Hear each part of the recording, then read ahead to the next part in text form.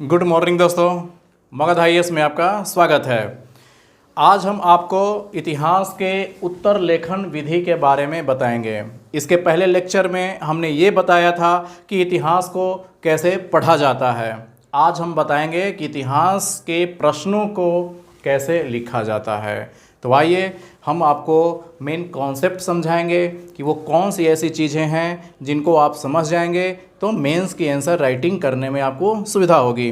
तो आइए जरा हम देखते हैं। इसके पिछले वीडियो अगर आपने हमारा देखा है तब तो आपको ये वीडियो और अच्छी तरह से समझ में आएगा।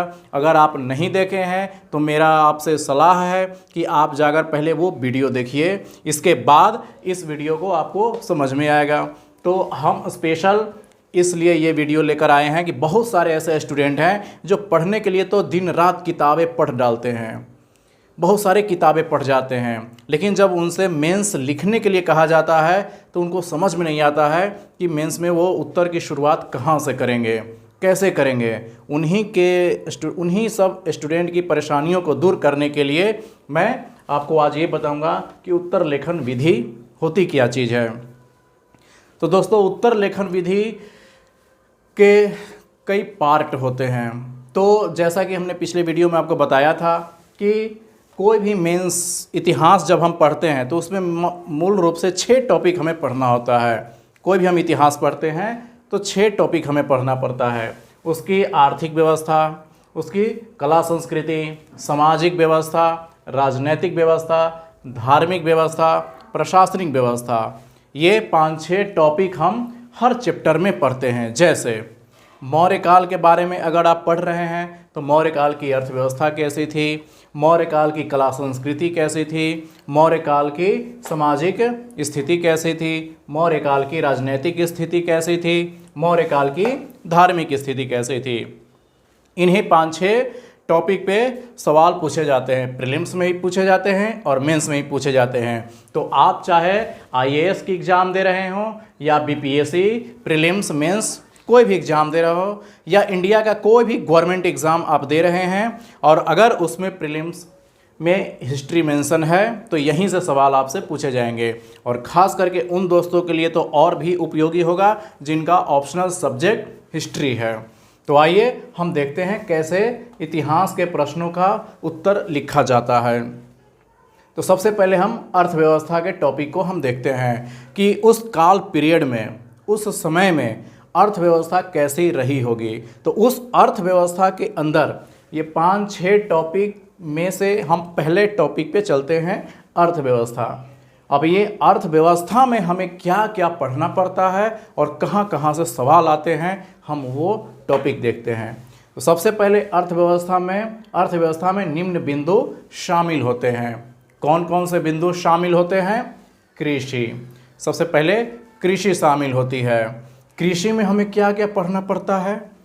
तो कृषि के फसल के बारे में, कौन से फसल ज्ञात थी, कौन से फसल अज्ञात थी।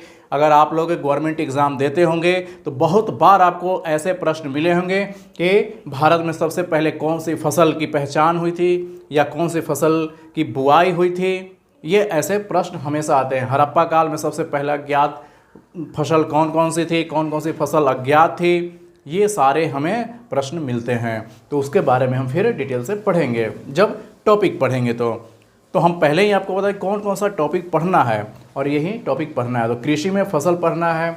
कृषि से जुड़े लोग कौन कौन से लोग उससे जुड़े हुए हैं, क्या केवल निचले वर्ग के लोग जुड़े हैं या उसमें और भी कौन कौन से वर्ग जुड़े हैं। कृषि के विकास में राजा या सरकार की भूमिका कैसी रही है, राजा सहयोग करता था या राजा सहयोग नहीं करता था। अगर किसानों की फसल अगर नष्ट हो गई तो क्या राजा टैक्स में रियायत करता था या नहीं करता था, ये हमें पढ़ना है। कृषि के प्रकार कौन कौन से कृषि होते थे, ये हमें देखना है। कृषि से आई सामाजिक व आर्थिक व्यवस्था में परिवर्तन, जैसे अगर हमें उत्पादन बहुत ज़्यादा हो, सरप्लस हो, तो व्यापार की बढ़ोतरी होती है। अगर फसल ज़्यादा नहीं होती है तो भूखमरी, अकाल जैसे व्यवस्था उत्पन्न होती है। तो वही हमें देखना है कि सामाजिक और आर्थिक व्यवस्था में कैसा परिवर्तन होता है। फिर हमें पढ़ना है सिंचाई व्यवस्था किस प्रकार थी, नहर खुदवाई गई थी या नदियों पर निर्भर थी या मानसून पर निर्भर थी। तो किस प्रकार हमारे यहाँ कृषि व्यवस्था थी, सिंचाई व्यवस्था कैसी थी। इसके बाद कृषि से जुड़े विभिन्न टैक्स, कौन कौन से कृषि से संबंधित टैक्स हैं। और अगर आप मध्यकालीन इतिहास पढ़ते होंगे तो बहुत सारे ऐसे कृषि से संबंधित टैक्स आपको पढ़ने के लिए मिलेंगे। प्राचीन इतिहास भी बहुत सारे ऐसे टैक्स मिलेंगे। क्योंकि उस समय और कोई आधार था नहीं टैक्स का, तो राजस्व से, कृषि से ही सबसे ज़्यादा टैक्स लिया जाता था। इसके बाद पशुपालन पढ़ना है, दूसरा टॉपिक। अर्थव्यवस्था में पहला टॉपिक कृषि, दूसरा टॉपिक पशुपालन, तीसरा टॉपिक व्यापार, चौथा टॉपिक उद्योग, पांचवा टॉपिक व्यवसाय। ये 5 टॉपिक हमें पढ़ने हैं अर्थव्यवस्था में। तो ये 5 टॉपिक में से हमने पहला टॉपिक अभी देखा कृषि, दूसरा टॉपिक देखेंगे पशुपालन। ज्ञात पशु, अज्ञात पशु, कौन कौन से पशु थे उस समय, कौन कौन से पशु नहीं थे, इसके बारे में हमें जानना है। जैसे कई बार ये सवाल हड़प्पा सभ्यता से पूछा गया है कि कौन से पशु के अवशेष कहाँ से मिले हैं, कौन से पशु के थे या नहीं था, कौन से पशु को पहली बार पालतू बनाया गया है, आदि आदि। इन सब प्रश्नों की ये पूछे जाते हैं। पशुपालन में ये हम देख लिए। अब तीसरा टॉपिक व्यापार। व्यापार में हमें क्या क्या देखना है, आंतरिक और बाह्य व्यापार होता था या नहीं होता था। तो हमें हर काल के बारे में, इस सब के बारे में पढ़ना है। व्यापार का माध्यम कैसा था, स्थल मार्ग से होता था या जल मार्ग से होता था या दोनों मार्ग से होता था। और स्थल मार्ग से होता था तो आंतरिक यानी एक राज्य से दूसरे राज्य, और बाह्य यानी कि भारत से और किसी और दूसरे देश से भी व्यापार होता था स्थल मार्ग से या नहीं। जैसे चीन हमारे स्थल मार्ग से जुड़ा हुआ है, तो क्या भारत का स्थल मार्ग से बाह्य व्यापार होता था, होता ही होगा। या स्थल मार्ग से आंतरिक, जैसे एक राज्य से दूसरे राज्य में व्यापार होता ही होगा। जल मार्ग से, भारत जल मार्ग से जिन जिन देशों के साथ जुड़ा है, क्या उन देशों के साथ व्यापार करता था। और फिर आंतरिक, नदियों के द्वारा एक राज्य से दूसरे राज्य में व्यापार होता था या नहीं होता था। हमें इन्हीं सारी बातों को पढ़ना है। इसके बाद आयात निर्यात की वस्तु, कौन कौन सी ऐसी वस्तु थी जो हम आयात करते थे और कुछ वैसी वस्तुएं थी जिसको हम निर्यात करते थे। व्यापार का संचालन करता कौन कौन लोग थे, राजा की भूमिका क्या थी इसमें, आदि ये सब पढ़ना है हमें। व्यापार से जुड़े बंदरगाह, कौन कौन से बंदरगाह थे, पूर्वी तट पे कौन कौन से बंदरगाह थे, पश्चिमी तट पे कौन कौन से बंदरगाह थे। यूपीएससी ने कई बार ये सवाल पूछ चुका है, कौन से बंदरगाह कहाँ पर किस शासन काल में था। बंदरगाह पढ़ना है हमें। कौन बंदरगाह कब प्रसिद्ध रहा।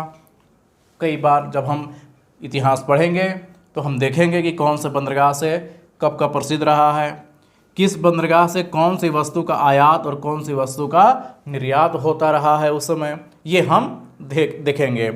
व्यापार का माध्यम उस समय कैसा रहा था, वस्तु विनिमय प्रणाली रही थी और मौद्रिक प्रणाली फिर बाद में आई थी जिसमें मुद्रा का प्रचलन हुआ।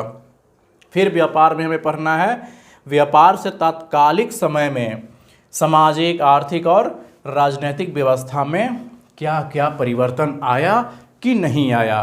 तो जैसे हम एग्जाम्पल के तौर पर देखेंगे कि मौर्य काल का व्यापार कैसा था, या गुप्त काल का व्यापार कैसा था, या दिल्ली सल्तनत का व्यापार कैसा था। तो कोई भी एक टॉपिक से आपके अर्थव्यवस्था के इन 5 टॉपिक में से कोई एक टॉपिक से सवाल आपसे पूछा जा सकता है।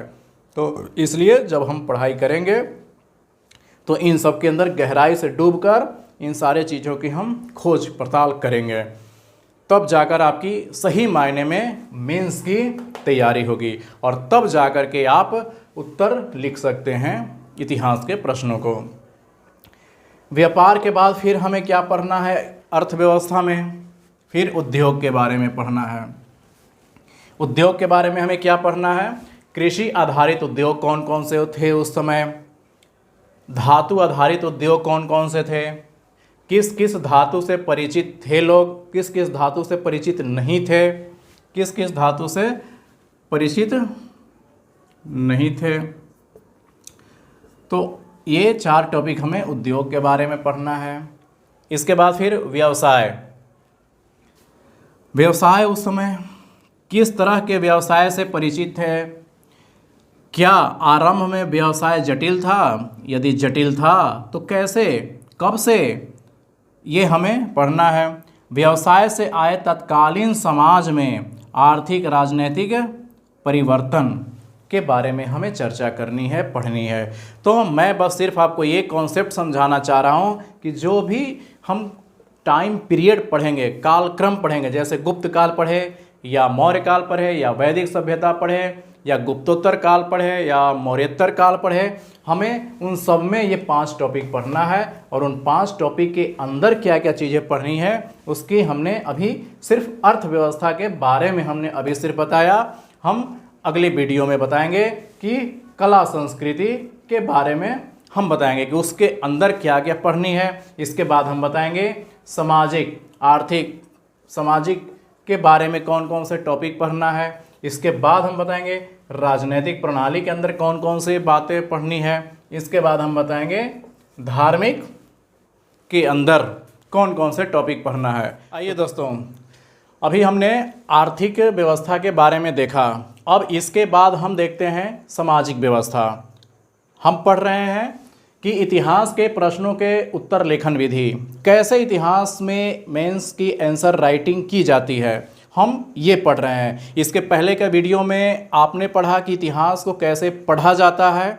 अब हम ये सीख रहे हैं कि इतिहास के प्रश्नों को कैसे लिखा जाता है। वो कौन कौन से ऐसे टॉपिक्स हैं जिनसे मेंस में सवाल आते हैं। मेंस के साथ साथ अगर आपका इतिहास का ऑप्शनल पेपर है तो उसमें भी ये समान रूप से काम करेगा। तो अभी हमने देखा आर्थिक व्यवस्था, यानी कि अर्थव्यवस्था में कौन कौन से टॉपिक पढ़ना है। अब आज हम देखेंगे सामाजिक। अब इसके बाद हम देखेंगे सामाजिक व्यवस्था। अगर आपसे सवाल समाज पर आ गया तो उसके अंदर कौन कौन से ऐसी चीज़ें आप लिखेंगे या कौन कौन से ऐसी चीज़ों की खोज करेंगे जो आपसे आयोग उत्तर चाहता है। उसी के अनुसार आज हमने आपको एक क्वेश्चन दिया है। इस क्वेश्चन को देखकर आप अंदाज़ा लगा सकते हैं कि कैसे प्रश्न पूछा जाता है। प्रश्न ये है कि वैदिक कालीन आर्यों की सामाजिक एवं आर्थिक दशा का संक्षिप्त विवरण दें। अब यहाँ पर 2 चीज़ें आपसे पूछा गया है, सामाजिक और आर्थिक दशा के बारे में। तो हमने अभी बताया कि अगर आर्थिक पूछा जाए तो उसमें कौन कौन सा चीज़ों को मेंशन करना है, वही चीज़ें लिखना है। यहाँ पर आर्य वैदिक कालीन दे दिया, हो सकता है इसके बाद मौर्य कालीन दिया जा सकता है, आपके इसके बाद गुप्त काल दिया जा सकता है।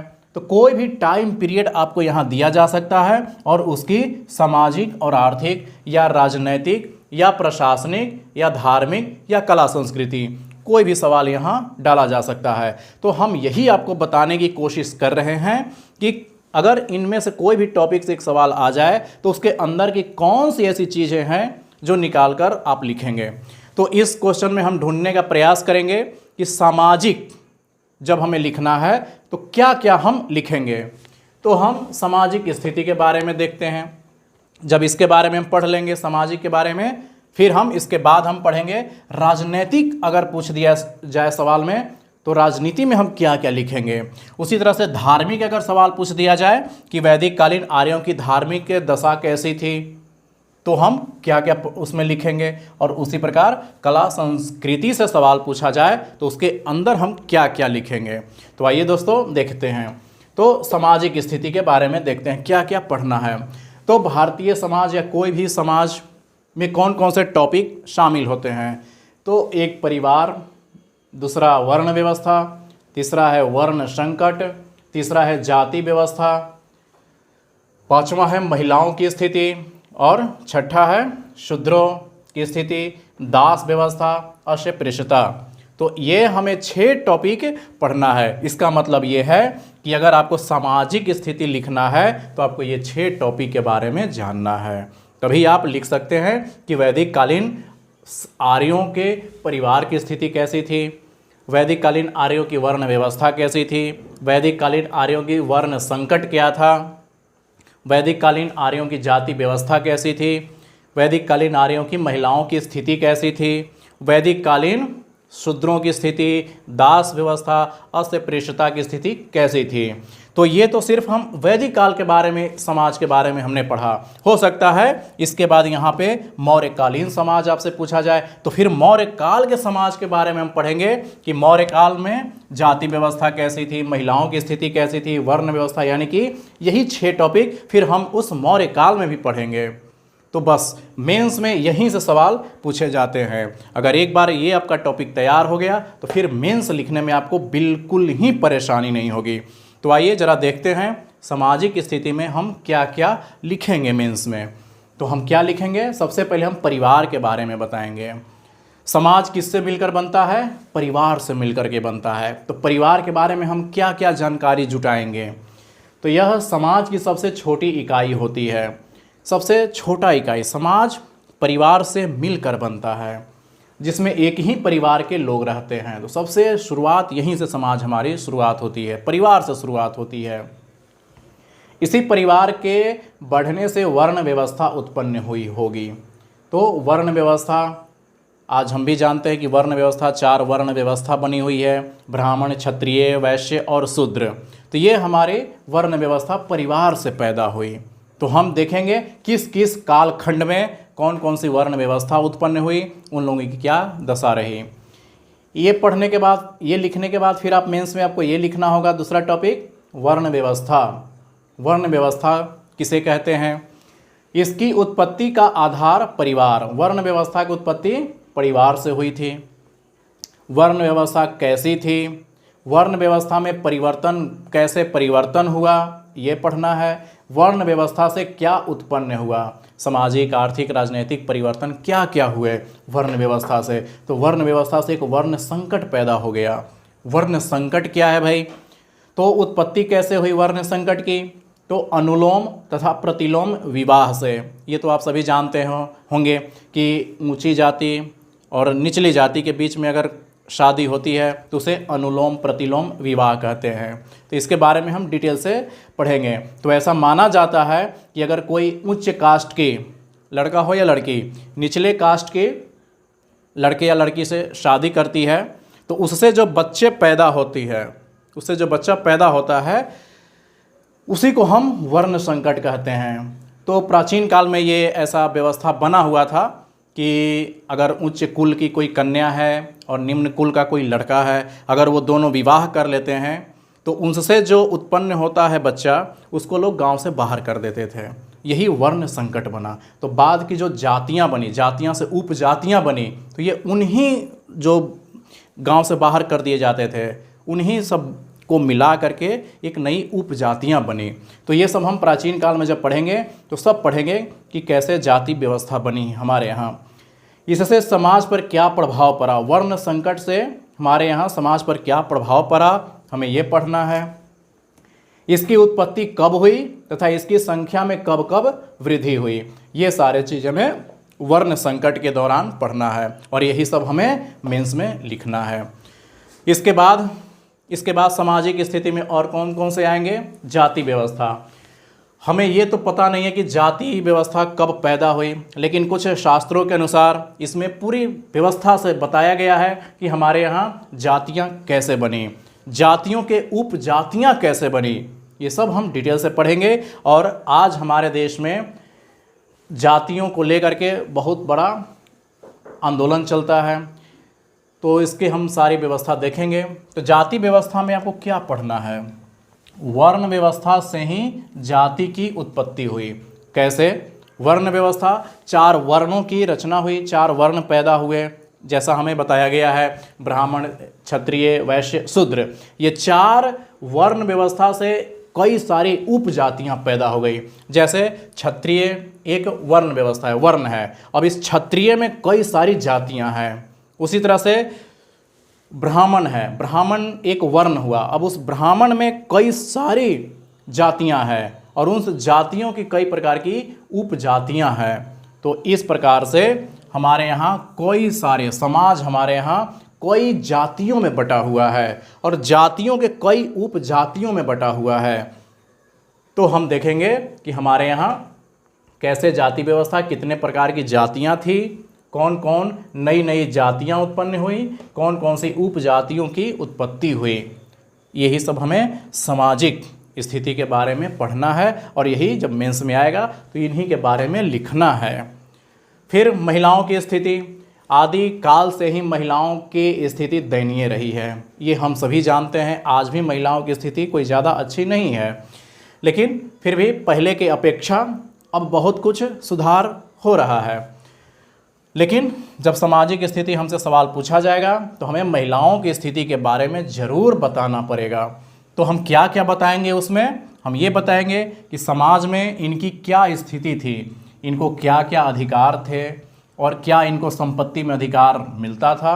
हमारे यहाँ आज भी महिलाओं को संपत्ति में अधिकार नहीं दिया जाता है, हालांकि अब तो मिलना शुरू हो गया है, लेकिन अभी भी हमारे यहाँ एक सामाजिक ये समस्या है, या इसको कह सकते हैं कि हमारे यहाँ सामाजिक ये बुराई है कि हम अभी भी महिलाओं को अपनी संपत्ति में हिस्सा नहीं देते हैं। ये आदिकाल से चली आ रही है। अब महिलाओं की स्थिति में और क्या क्या चीज़ें आती हैं? प्रदा प्रथा, सती प्रथा, बाल विवाह, नियोग प्रथा, बहु विवाह, विधवा विवाह, ये सब सामाजिक मुद्दे हैं। जब हम समाज के बारे में लिखेंगे तो इन सब की स्थिति को हमें मेंशन करना होगा कि क्या गुप्त काल में बाल विवाह होता था, मौर्य काल में बाल विवाह होता था, किस काल में कौन सा ये चीज़ें मुद्दे थे। इन सब के बारे में हमें डिटेल से पढ़ना है और तभी जाकर ये लिखेंगे, तब जाकर ये उत्तर कंप्लीट होगा इसका। इसके बाद समाज का एक और निम्न वर्ग होता है जो सदियों से प्रताड़ित सताया हुआ माना जाता है, शूद्रों की स्थिति। इसकी स्थिति हमेशा दयनीय रही है। शूद्रों की स्थिति, दास व्यवस्था और अस्पृश्यता, ये आज भी हमारे भारत में बहुतायत मात्रा में ये हैं और इनके साथ बहुत ज़्यादा भेदभाव किया जाता है। तो इनके बारे में हमें क्या पढ़ना है, क्या लिखना है इनके बारे में? तो लिखना है इनकी उत्पत्ति कब, कहाँ और कैसे हुई।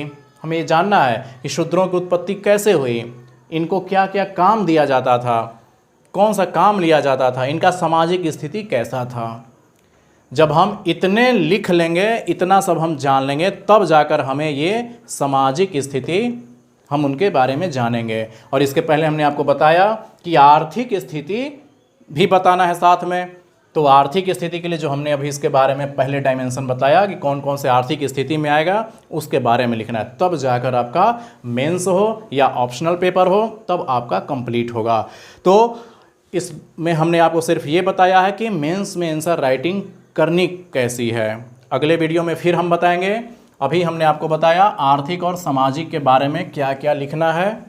अगले वीडियो में हम आपको ये बताएंगे कि राजनैतिक, धार्मिक, कला, संस्कृति पर अगर सवाल आए तो उसके अंदर हम क्या क्या लिखेंगे। तो दोस्तों, वीडियो अच्छा लगा तो लाइक कीजिए, शेयर कीजिए और